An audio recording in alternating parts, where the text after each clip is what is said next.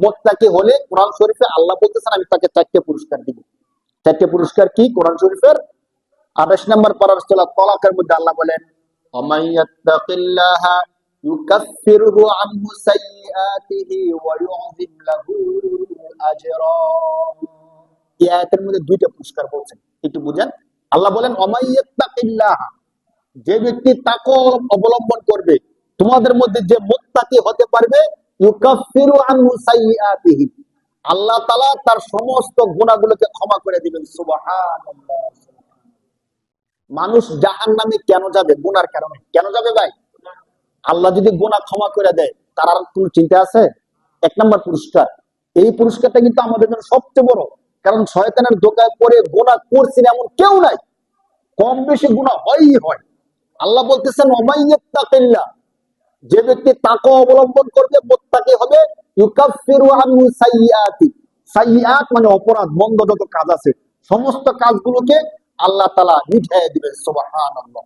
2 number ওয়া ইউযিম লাহু আজরা, আল্লাহ বলেন তার গুনাহগুলো ক্ষমা করে দেওয়ার সাথে সাথে আমি আল্লাহ তাকে মহান একটা পুরস্কার দেব। সুবহানাল্লাহ।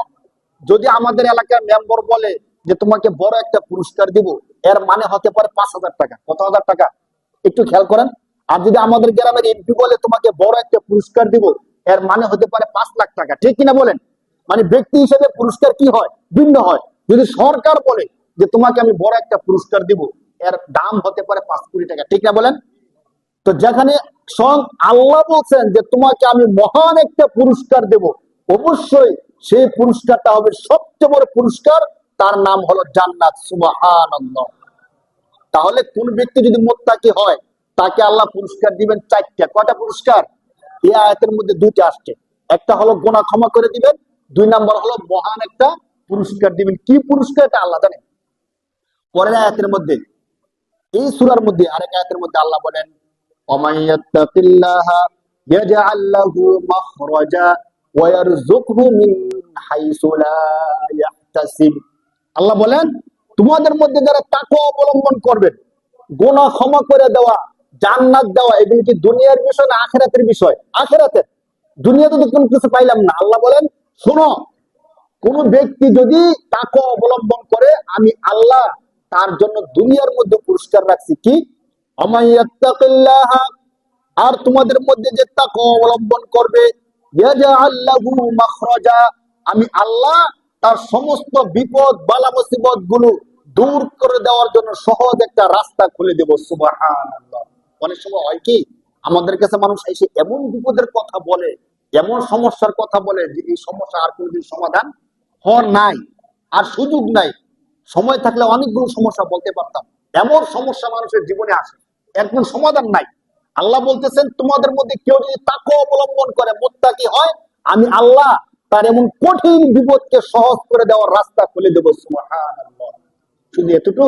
আল্লাহ বলতেছে না, প্রথম আয়াতের 2টা পুরস্কার আখিরাতের সাথে সম্পর্ক, আর এখন যে বলতেছি এই আয়াতের 2টা পুরস্কার দুনিয়ার সাথে সম্পর্ক। দেখেন ওয়ামাইয়াত্তাকিল্লাহা ইয়াজআল লাহু মাখরাজা ওয়া ইয়ারযুকহু মিন হাইসু লা ইয়াহতাসিব। আল্লাহ বলেন দুনিয়ায় যে 2টা পুরস্কার দেবে, এর মধ্যে একটা হলো তোমাদের যত বিপদ আপদ আছে, কঠিন থেকে কঠিন বিপদের সহজ রাস্তা খুলে দিব। 2 নাম্বার হলো তোমাদেরকে আমি আল্লাহ এমন স্থান থেকে, এমন জায়গা থেকে রিজিক দিব, যে রিজিকের চিন্তা কল্পনাও তোমরা করো নাই। সুবহানাল্লাহ। অনেক সময় হঠাৎ করে এমন হয়ে যায় যে এক জায়গার মধ্যে আমার চাকরি হয়ে গেছে, আমি কল্পনাও করি না যে এখানে আমার চাকরিটা হবে। বা ব্যবসা করতেছি, এমন একটা কাস্টমার চলে আসছে 5 লক্ষ টাকা 10 লক্ষ টাকার, আমি কল্পনা করতে পারি নাই যে এই কাস্টমারটা আজকে আসবে। আল্লাহ বলেন যদি তোমরা তাকওয়া অবলম্বন করো, তাহলে ওয়াজআল লাহু মাখরাজা ওয়া ইয়ারযুকহু, আল্লাহ তোমাদেরকে রিজিক দিবেন মিন হাইসু লা ইয়াহতাসিব, এমন স্থান থেকে রিজিক দিবেন যে রিজিকের কল্পনাও তোমরা করো নাই।